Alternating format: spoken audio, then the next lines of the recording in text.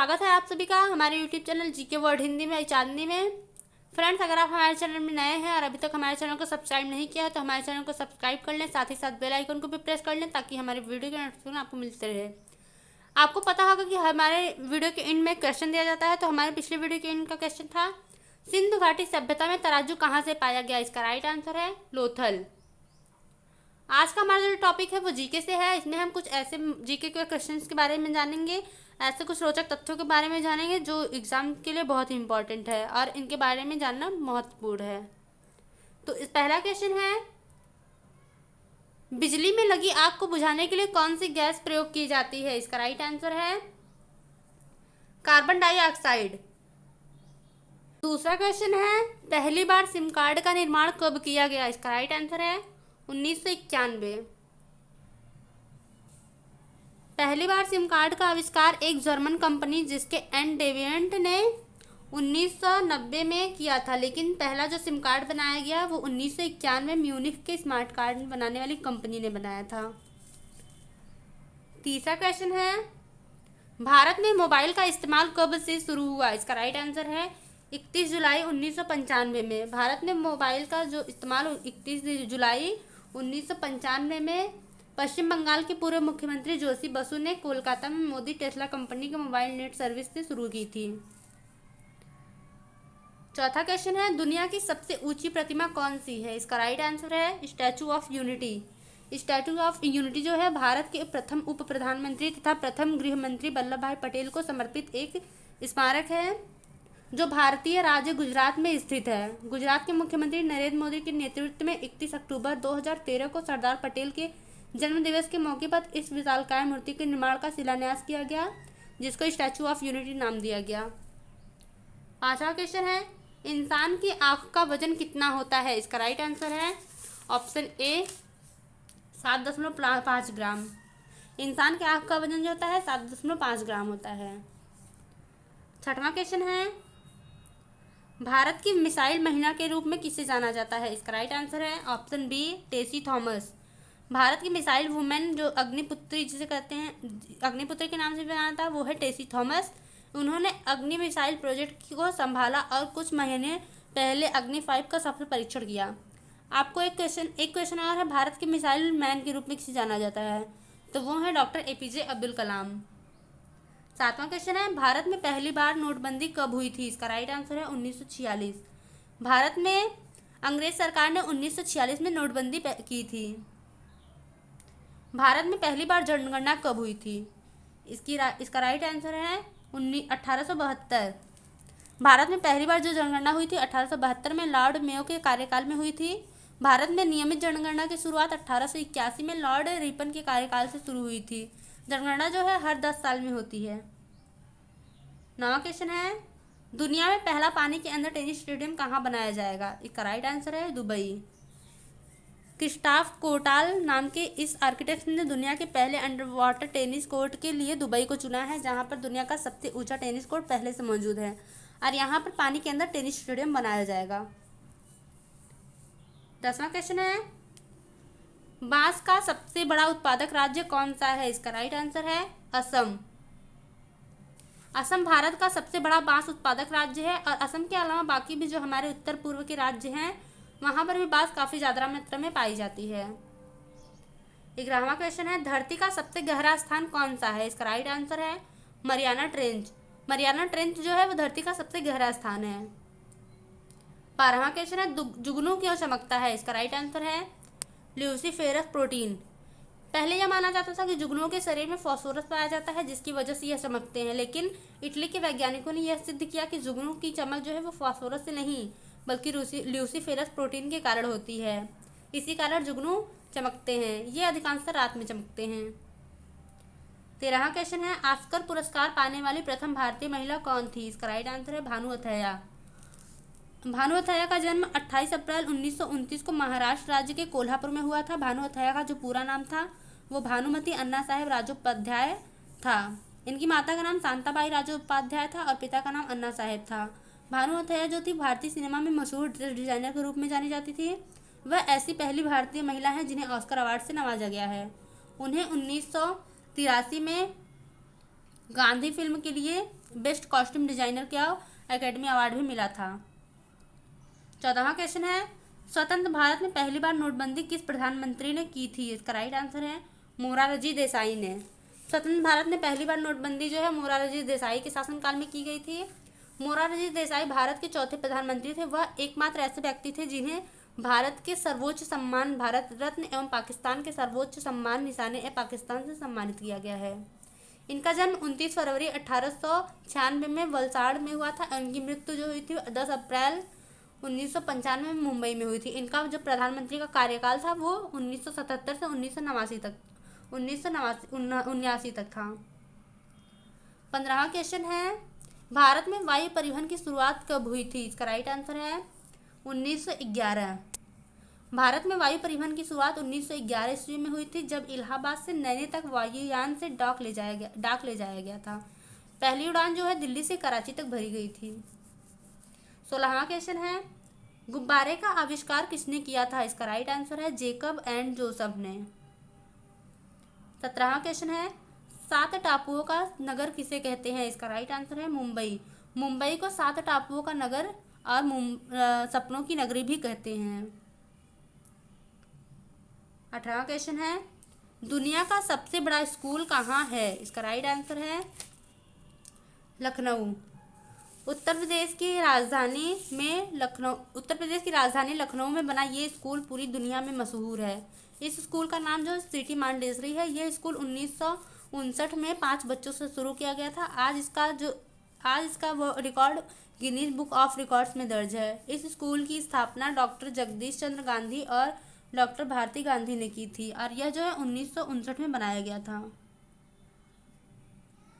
19वां question है, मोर को राष्ट्रीय पक्षी कब घोषित किया गया था? इसका राइट आंसर है ऑप्शन ए 31 जनवरी 1963 में। 31 जनवरी 1963 में मोर को राष्ट्रीय पक्षी घोषित किया गया था।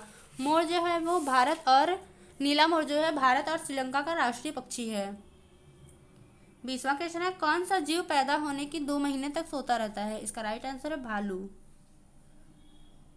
21वां क्वेश्चन है, प्रथम दादे साहेब फाल्के पुरस्कार किसे प्रदान किया गया? इसका राइट आंसर है देविका रानी। भारतीय सिनेमा के विकास में योगदान देने वाले फिल्मी हस्तियों को सम्मानित करने के उद्देश्य से भारत सरकार ने 1969 में दादा साहेब फाल्के पुरस्कार का शुभारंभ किया। इस पुरस्कार की पहली विजेता जो थी वो देविका रानी थी।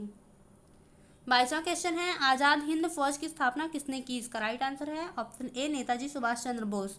नेताजी सुभाष चंद्र बोस ने 21 अक्टूबर 1934 को आज़ाद हिंद फौज की स्थापना सिंगापुर में की थी। 23वां क्वेश्चन है, स्वदेशी आंदोलन को भारत में अंग्रेजों के खिलाफ किसने शुरू किया था? इसका राइट आंसर है गांधी जी ने।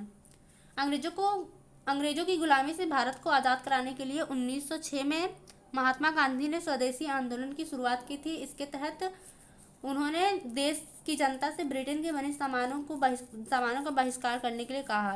यह महात्मा गांधी जी का सबसे सफल आंदोलन रहा और इसमें वीर सावरकर, लोकमान्य तिलक, लाला लाजपत राय, अरविंद घोष आदि स्वतंत्रता संग्रामी सेनानी भी वो थे, सहयोग दिया करते थे। 24वां क्वेश्चन है, स्वदेशी आंदोलन भारत में अंग्रेजों के खिलाफ किया गया कौन सा आंदोलन था? इसका राइट आंसर है पहला आंदोलन। भारत में अंग्रेजों के खिलाफ शुरू किया गया स्वदेशी आंदोलन जो था वो पहला आंदोलन था।